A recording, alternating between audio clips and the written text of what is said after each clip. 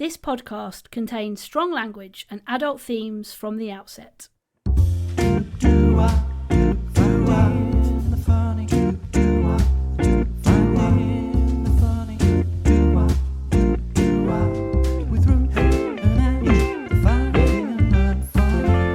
Good morning, Angie. Good morning, Patois.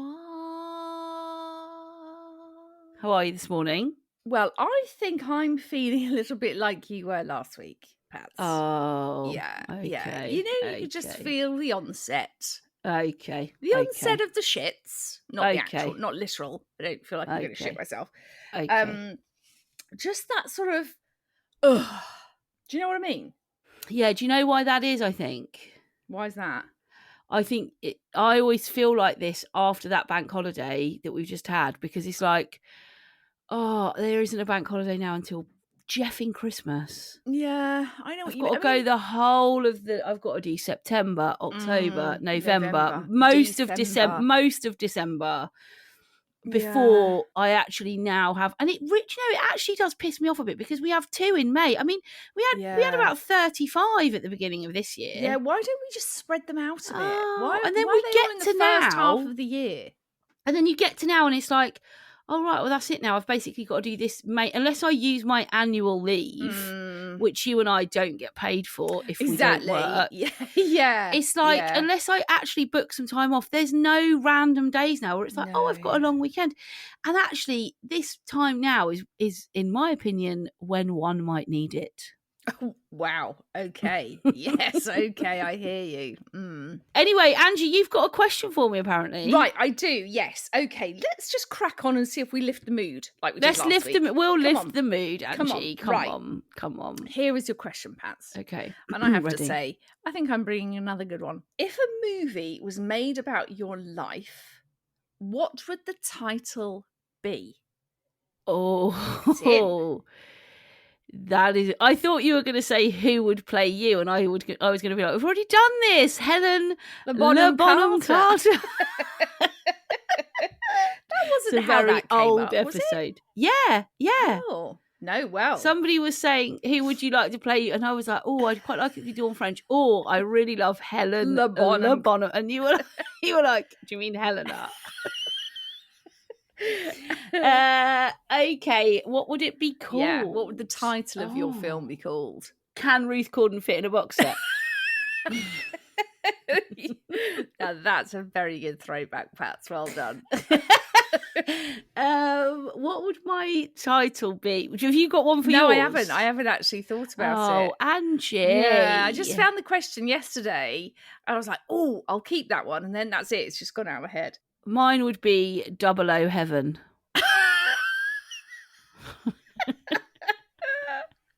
or Pat Girl. That's good. I like Pat Girl. Pat Girl. Yeah. Pat Girl the movie. And she, instead of having a Batgirl costume, she has a Patty hat. The hat that made me look like Patty that you said you look like. So, yeah, probably Pat Girl. Pat Girl or 00 Heaven's quite cool. I don't think it's really you, that. I beg your pardon. I've taken a lot of people to heaven. I love you know. I think you were more Pat Girl. Pat Girl. Yeah. Pat Girl. Yeah. Yours could be... What about Lights, Camera, Angie? Lights, Camera, Angie. Yeah, that's quite nice. That's quite a good one, isn't it? Yeah. That's quite good. What about if you could do something with the Avengers? The Angie... No. The Angieverse. No. The Angieverse doesn't really work though, does it? No. And also, I'm not really a fan of all those Avengers. No. I think Lights, Camera, Angie. Lights, Camera, Angie. Okay, I think let's go with that, Pats, because we're actually struggling to come up with anything else here. Pat Girl, Lights, Camera, Angie. I mean, I was thinking for yours, I was thinking you could have called it something like Patty's Shit Womb. I don't think anyone would go and see that. I think you'd be surprised. I think there'd be a lot of people. Have you seen that new film that's coming out? Patty's I really want to see it. Patty's Shit Womb. Yeah. Well, maybe mine could be Top Angie, as in Top Gun. Top Angie. Okay, fine. I think that's quite a good one, actually. I think Lights, Camera, Angie. Okay, fine. Let's go with that then. Lights, camera, I'm Angie sticking with and Pat Woman. Pat Girl. Pat Girl. Or actually, maybe Pat Woman is better. Pat Woman. No, Pat Girl, because it's the play on Batgirl, isn't it? Yeah, but you get Batman. I'm going Pat Girl. But I think you're more of a woman. Pat Woman. Listen, if we go by last week's with episode, her shit womb. Maybe that could be my superpower. Yes. My shit womb is my superpower. Yes. She doesn't know when she's gonna meet Pat Girl. She doesn't know when she's gonna bleed or for how long. Have a normal 28-day cycle, not Pat Girl. Pat Girl can sometimes have a cycle that's 300 days. That's right. She didn't have a period for almost a year, and she wasn't pregnant. Again, I'm not sure whether that will entice people to watch. Exactly. Anyway, there we go. There's a little sort of, an I was able to actually say to somebody, wasn't I? The soundie, shout out to Rich, the soundie from Dosh on Your Doorstep last Friday morning. Yeah. He said, "Have you got any kids?" I said, "No, Rich, just a shit womb." Shit womb. Yeah. Haven't been able to procreate, so no, haven't actually. Not for me. So this is not for me. Not for me. It's not for me, actually. I got a lovely message from Becca. The woman that the woman. For those that don't know what we're talking about, Ange and I were very lucky, excited, happy to be asked to go back to dish out some more dosh on a doorstep with last Friday. Great team at This Morning last Friday. Yeah, big shout out to Big Willie Style, My G, Rich. And also Becca, the woman that we gave £1,000 to. Oh, she was so lovely. Wasn't she? She was really, really great. Yeah. And it will really help. They're about to go on holiday. And it was. And Becca actually said in her message, she's got the podcast ready to listen when she's away. So Becca, when you get to this episode, hello. Yeah. And welcome to the Finding the Funny crew. Yeah. And also just on that note, whilst we are on about sort of just talking about people giving them shout outs and all, yesterday I went to watch Mal in one of his many bands. Yes. And watched all the performance. Brilliant, wonderful, as always with Mal. Anyway, they were all packing away, and a lady came over to me who was in the band, and she said, "I just have to tell you that your podcast has nearly caused a divorce." I was like, right, okay. So this was a lady called Sarah. She said, "I struggle to sleep sometimes, and I put my AirPods in and I listen to your podcast, but it makes me laugh so much. I end up laughing out loud, which wakes my husband up. And he turns to me and goes, 'Are you listening to that bloody podcast again?'" And she just said, I just wanted to say how much I love listening to it. It's brought so much joy. And I've had some sort of tough times, and it's really helped lift me. And it honestly, it was so lovely to hear, because she didn't have to come and say that. So Sarah, this is a big thanks to you as well for listening, and apologies if we've ever caused any issues in your marriage. But as far as I'm concerned, I think a divorce is actually okay, providing you continue to listen to Finding the Funny. Yeah. So I think let's not stop that. I just want to quickly raise that I went to the races on Saturday, and for anyone who follows me on social media, obviously you can find Ange and I and the podcast on social media. I'm at Ruth Corden, she's at Ange Corden. And you can find the podcast on Facebook, TikTok and Instagram. Just search Finding the Funny Podcast. Now, I went to the races on Saturday and very quickly put up on my social media that it wasn't for me, right? Because it's actually a crock of shit. Okay. Now, I then had a message from somebody on Instagram. Louise messaged me and said, "Yes, I'm with you. Being from Liverpool, the Grand National Weekend is the biggest event in our social calendar, but I've never really got it.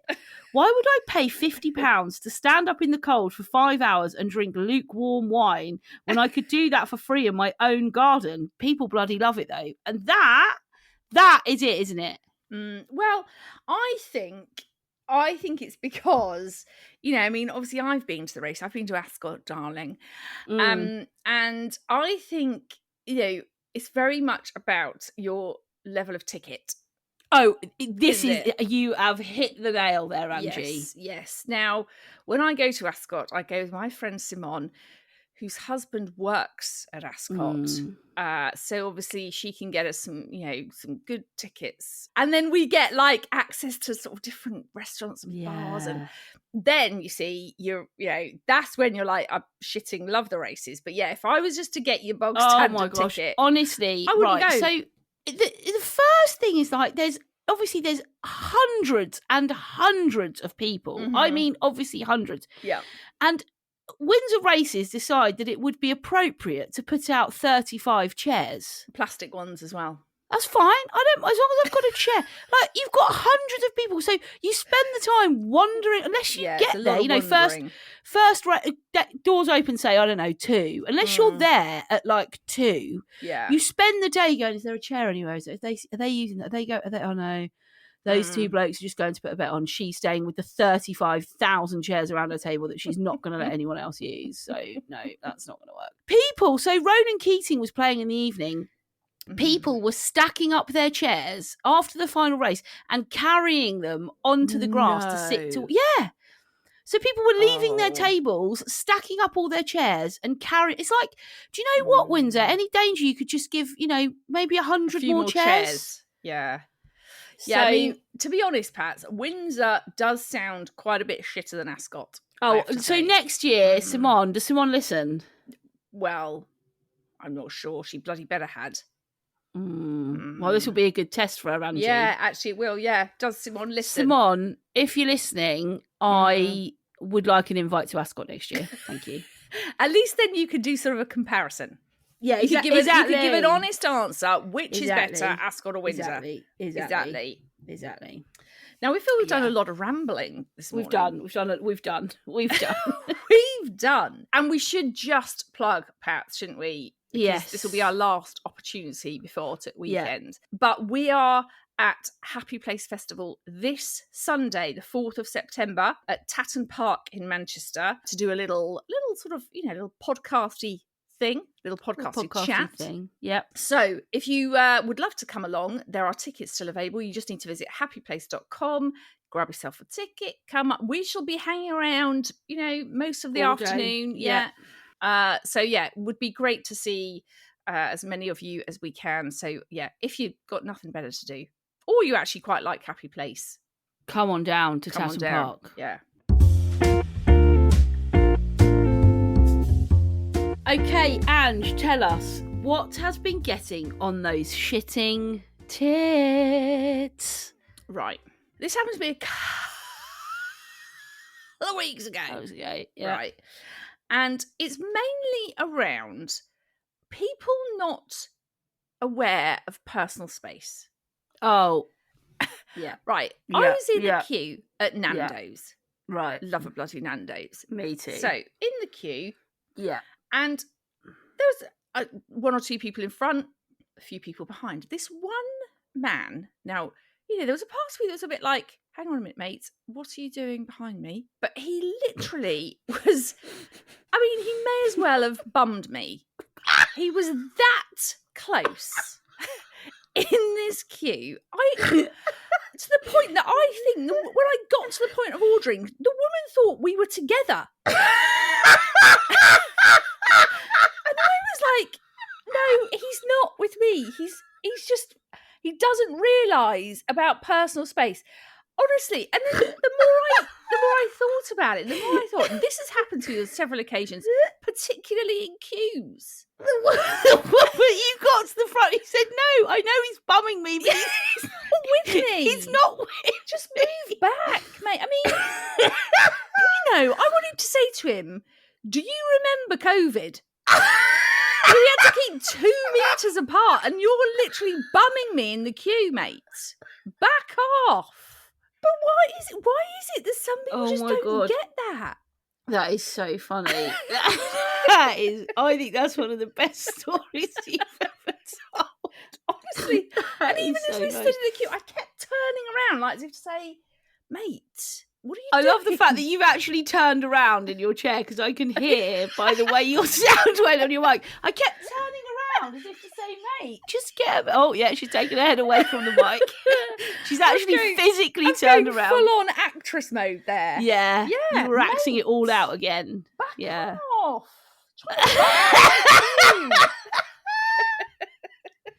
Well, I remember in COVID, I'll never forget being in Tesco, other supermarkets are available. And I think I was looking at the cheese or something. And this woman, bearing in mind everyone's in masks, we were in the height of the I think it was the first lockdown. Oh man, when everyone literally it was was like anyway, fucking she shitting comes like themselves.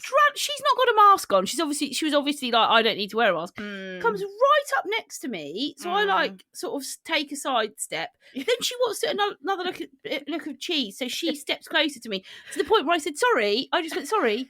Can you let me pick my cheese first, please?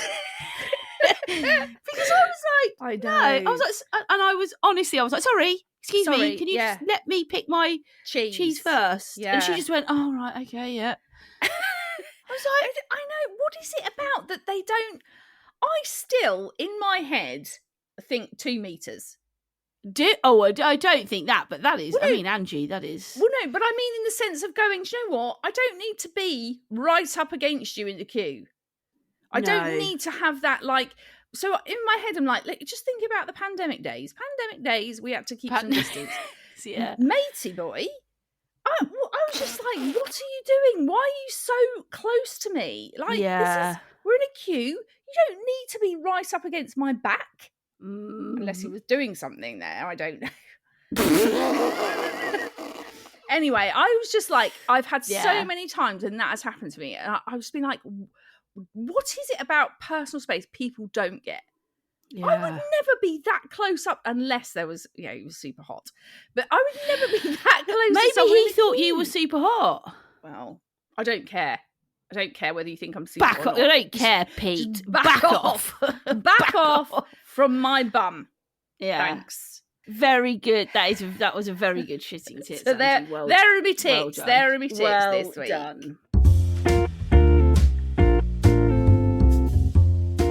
So we had a dickish behaviour in from Joe on the gram. Mm-hmm.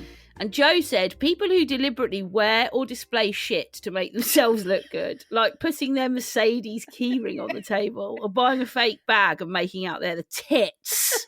Be you people, you are enough. Now, I think the Mercedes keyring or the Mercedes or like the flashy car is a brilliant one. Yeah. Because I think there's so many people when they get to a restaurant, they could sit with their keys in their bag or in their pocket or whatever, and they sit down, I'm just going to take all this stuff out, and they throw their like set of keys, and it's like, oh yeah, driving a Lamborghini, are you? And what? Got a small dick, have you? Probably, likely. Like, why is it that people have to like? I mean, you hate that because you hate showing off. I do, and I also just absolutely detest. I do. I hate showing off. Like, you do. Why are you showing off about what car you drive or what bag you've got or what item of clothing you're wearing? Yeah. I mean, I'm not a fan, as we've chatted before, perhaps. I'm not a fan of big labels and shit. People spending $5,000 on a Gucci cardigan when you could buy one in Primark that pretty much looks the same for $5. Like, what are you doing? Why is that such a big deal? And even if I had all the money in the world, I would still not spend $5,000 on a Gucci cardigan. See, I would. No, exactly. And that's where you and I are very different. Very. We are like poles apart. Poles apart. I mean, you spend money on fancy bags and shit that I'm like, Oh, why? no, not fancy bags. No. Yeah, I think you have had a fancy bag at some point or a fancy purse. You've got a fancy purse. Listen, the bag I got for the wedding I went to a couple of weeks ago, it cost me £12 off Amazon. No, so, I know that you also have the other Spectrum packs, but you have had. Haven't you had some sort of like Mulberry bag or I had a Mulberry? Purse? Yeah, I had a Mulberry. Yeah, exactly. Yeah. Right, all of that shit. No.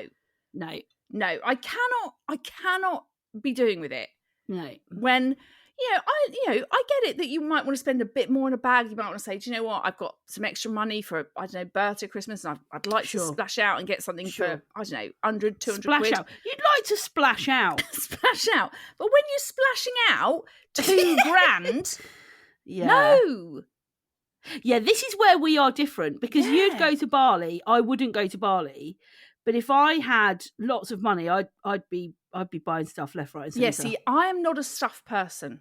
No, you're not. I'm an experiences person. Yeah. I would rather put my money to a flashy holiday with people I love or going out on like some fancy night out with people I love. That is more my thing. I would spend money on that. I wouldn't spend the money on a bag or a purse or, I mean, shoes. Maybe shoes might, but even then, not to that extent. No. And I'm always like looking for a bargain. When it comes to stuff. Yeah, I'm like, you love that, don't you? If there but was like even the other thing with you, Ange, is, and I think also with me, is even if, you know, oh no, I did do it once. Oh, God. Right, what did you do once? I don't know if my mate, I think Nick Bigwood does listen. My mate Nick Bigwood. Nickwood. My mate Nick Bigwood. We went. When Nick and I first became friends, I met him around Christmas. He was living in America at the time because he was doing Camp America. He was one of my. He was one of our ushers. Yeah, at my wedding. Yeah. I remember. Yes. Yeah, but we met on we had mutual friends, and we met on a night out around sort of Christmas, New Year. I mean, we're going back like.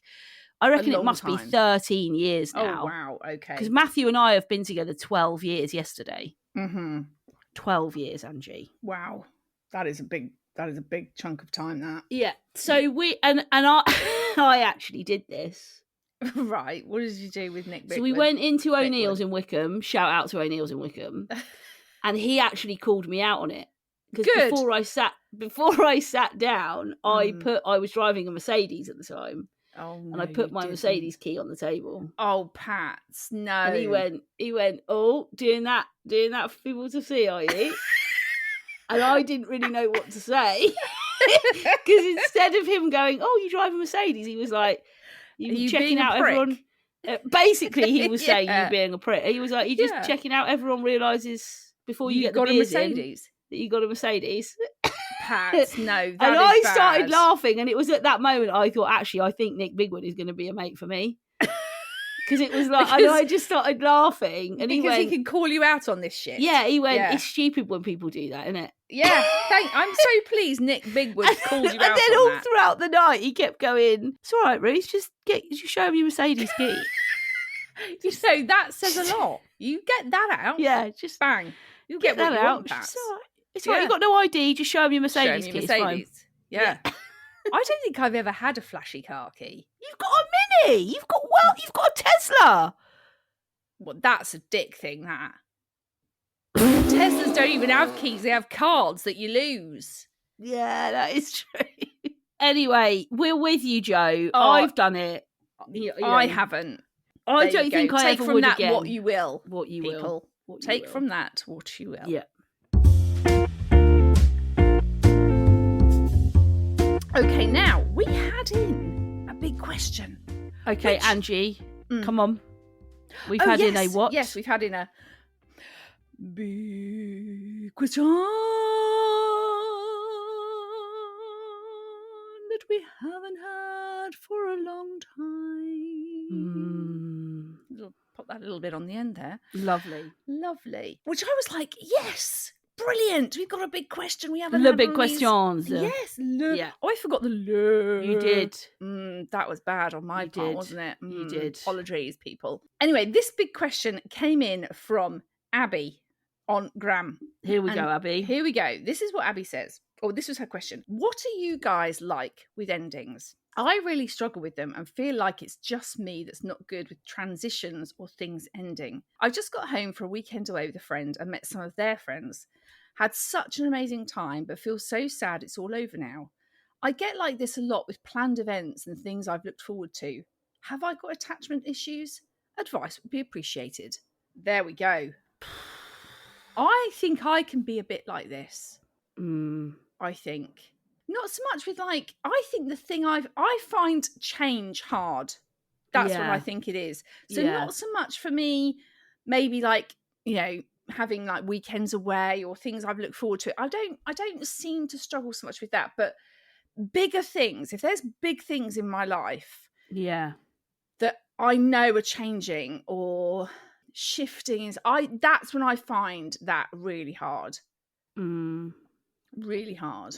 I think for me, I think that the thing is with change and endings and stuff like that for me is I think it's about, I also think when you've met a new group of people and you've had an amazing time, you're always going to have that flat flatline a little bit afterwards, because you are going to feel like, oh, I just had the best time and those people are so cool and like I really connected with them and I made new friendships, and that is really exciting. But then when that's over and you think, oh, I was really looking forward to that and now it's sort of done.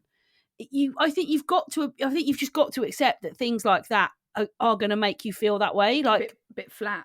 Yeah, and you come back and you think, oh yeah, back to like, you know, normal life now, and it's like after a holiday, and you know, there's been big moments in my life where either you and I have got to do something amazing, or you know, I've done something incredible with Matthew or with my friends, and you come home and you're like, oh, I think the thing is with endings is, if we're talking specifically about like, you know, a relationship or a friendship or something ending, I think endings for closure are really important. And I think even if you, for example, even if you know your marriage is over, even if you know that is, you know, things like counselling can help to end it nicely, or you know, obviously if only if both parties are kind of up for it and believe in it and stuff like that. But I think we can help ourselves to transition better.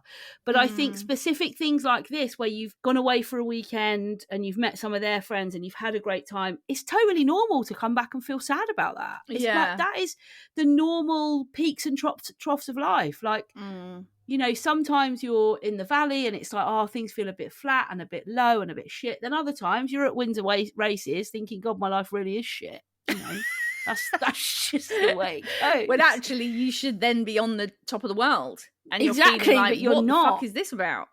You're stood there thinking, I paid 45 quid for the privilege of sitting on concrete steps. Fuck off, Windsor races. Yeah. Yeah. No, I think you're right, Pats. I think it's quite normal to feel that. And I don't think it, you know, obviously Abby sort of say, you know, have I got attachment issues? I don't think you have. I think most people do feel those things, you know, whether it's something you've really looked forward to and planned to do, and it comes and goes and you feel like, oh gosh, that's done. And you know, I'm not going to be able to go and live that again. I don't think I really feel it so much with those little things. Maybe a little bit occasionally, but mine is more around, you know, big if there's big things that are like, you know, potentially going to end. Or I suppose I've always really felt it a lot with my children. I think that's where I feel it the most, this sort of changing transitional part of life where they are growing up, becoming more independent, needing me less. That I have found really hard. I still do. I still have to kind of really, I don't know, find a way of managing that for myself, because I do find that really hard. So I think for me, it's probably the bigger things, those bigger transitions, those bigger changes that I do really struggle with. But I think you're right. I think sometimes just being able to talk to people about that, whether it is through, you know, some sort of like counselling or therapy, or, you know, people that you can trust with that information, whether it's your partner or friends or other family or whatever. I think just being able to talk that stuff through, rather than, because I think that's sometimes where I quite often stay in my head. And I think that's where I do struggle with that a little bit more. I think when we did the first Dot on Your Doorstep, and you know, as I've said to you before, Pats, I never watch them. I don't want to watch them. I don't like to watch it, so I don't watch it back. And then I just ask for people who have. So what do you think? Are there things that, you know? And I remember I was speaking to Nels about it, and I was kind of doubting myself, I think, and questioning myself a little bit. That's not like you, Ange. Well, exactly, right? But she comes out, she goes, Mum, get out of your head. And I was like, oh God, yeah. And I think that's where I know it helps me to talk about that stuff with people, because it does take it out of my head, which I think quite often that's where that stuff stays. Can I just say, talking about Dot on Your Doorstep, just really quickly, and can you will you just do one thing for me, right? Will you just watch the bit where me, you and Becky are stood in her front garden, because I look like Hagrid. I look like a fucking giant. Because Becky was really petite, and obviously you're smaller than me. Yeah. And I've got that stupid hard hat helmet on. Also, when you stood on the the like pathway and we were on the grass. Yes, and I look like Hagrid. Honestly, I saw my friends Sheila and Ellis yesterday, and they hadn't watched it, so Ellis was like, I'm going to put it on. Yeah. And I sat there and I said, oh my God, I look like Hagrid. I look like a fucking giant. Honestly. It's really annoying. Yeah, that was that. I mean, really, Becca and I should have been on the pathway, and you should have been on the grass. Honestly, but, and I've got that stupid hat on my head. Oh God, I actually do look like Hagrid. Do I though? Do I look like Jimmy Cranky? Oh yeah, you put any sort of hat on and you look like little Jimmy Cranky. Actually, and that's why I won't watch it. Because I'll literally but I just want you to even if it's just like 30 seconds of when we're stood in the front garden, because you will piss yourself. You'll be like, she looks like a giant. And the fact that we have always nicknamed, well, we've recently given you the nickname of Hagrid. I know. It sort of works, doesn't it? Well, anyway, great big question. Really good big question. Abby. And I don't think you've got attachment issues. No. I think when you've met a new group of people, or when you've had a really fun weekend away, or it's quite you've done normal something, to feel you know, that. you just but in terms of endings, I would say wherever you can in your life, if you think there's an ending or a change or something coming up, it's important to do those. You know, that's why friendships where people ghost you and stuff are so difficult, because it's like you don't have any closure. You don't have your opportunity to say the things you need to say before that friendship or relationship ends or whatever. So yeah, I think it's very normal to feel that. But when it comes to endings, like just where you can, just try and do them safely and healthily if you can. Yeah. Well, thank you very much, Abby, for sending that in. And also, just to say, I mean, we've not done a lot of big questions for quite a while. So I think, you know, if you've got any other big questions, and they don't have to be super serious. No. It can be like a stupid big question, like what's your favourite condiment or whatever, although I think that's a good big question. That's a good big question. Just come up with that straight off the top of my head. Straight off the bat. But yeah, you know, any of that stuff that you think, actually, that would be a good topic for discussion with Patty and Angie, then send it in. There's loads of ways you can find us. You can find Ange and I both on social media. I'm at Ruth Corden. She's at Ange Corden. And you can find the podcast on Facebook, Instagram and TikTok. Just search Finding the Funny Podcast. You can also send us an email. Yes. And our email address is findingthefunnypodcast@gmail.com. And we love getting emails in from you. Yes. We've had a few of recent, Pats, actually. Yeah, we have. So send us your emails. That's findingthefunnypodcast@gmail.com.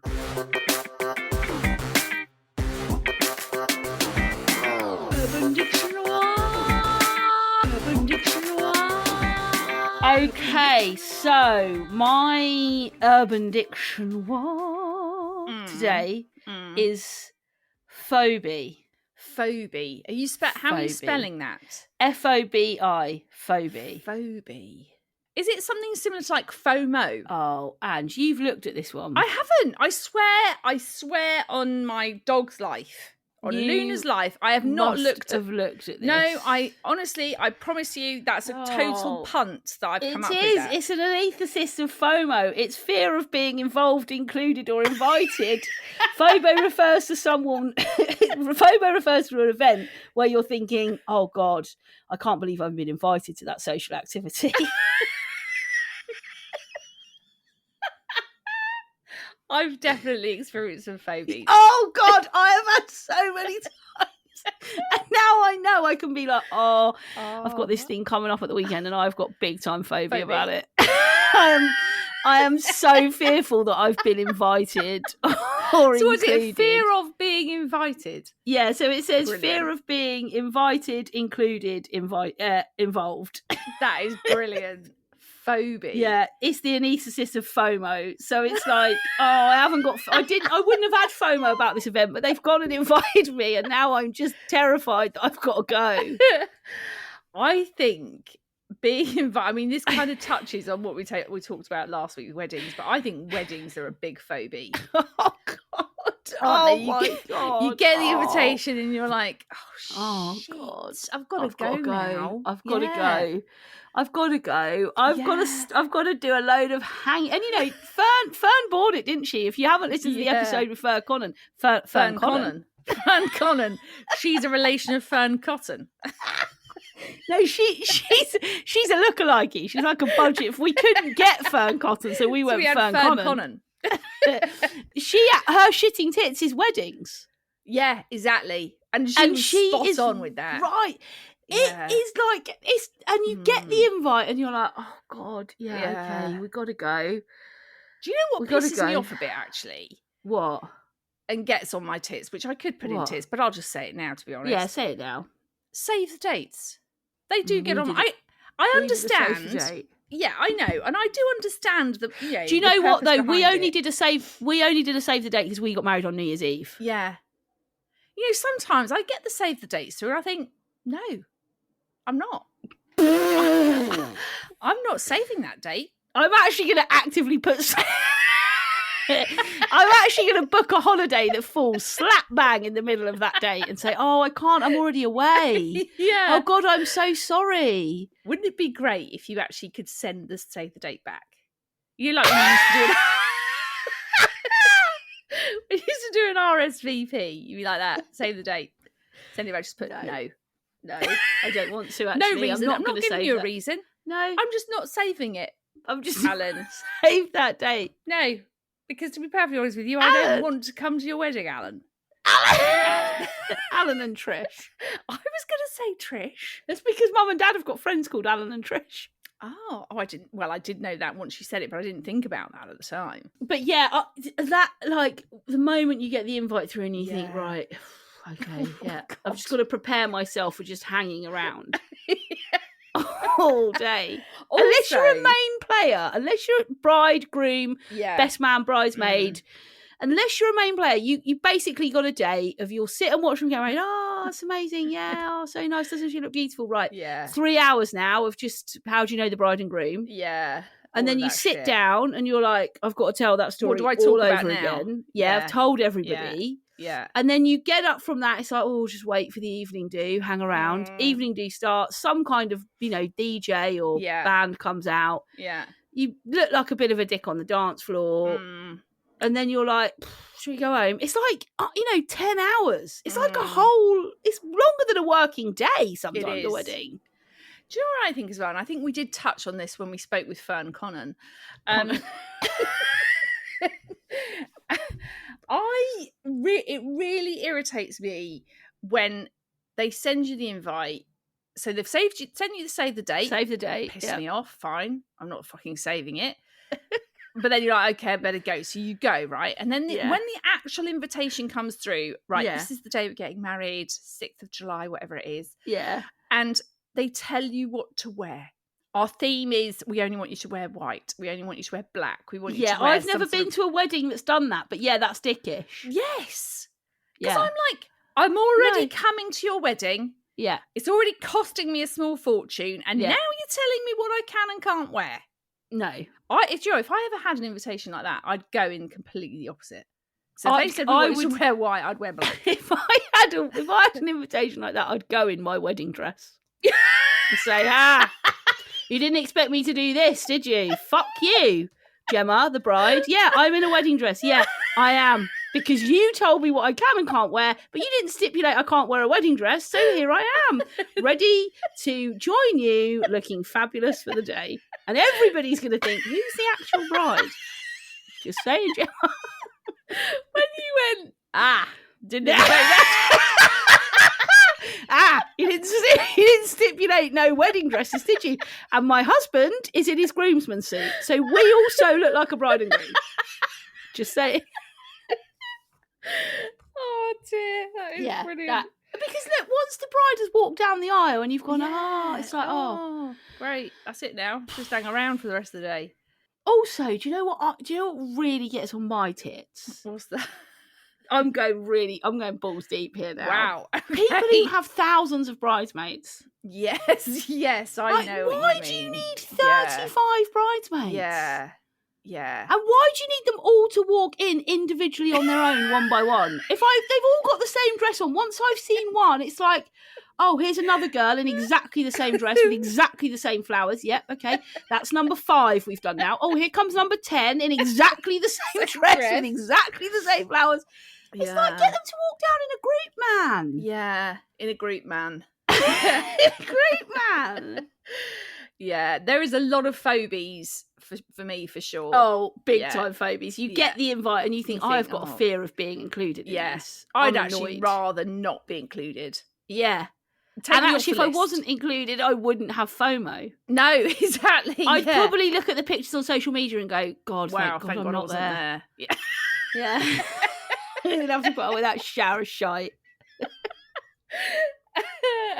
Anyway, that was my urban. I thought that was quite funny. That was very good, your phobies. Yeah. We have come to the end of episode 3. Yes. We are flying. We are flying through.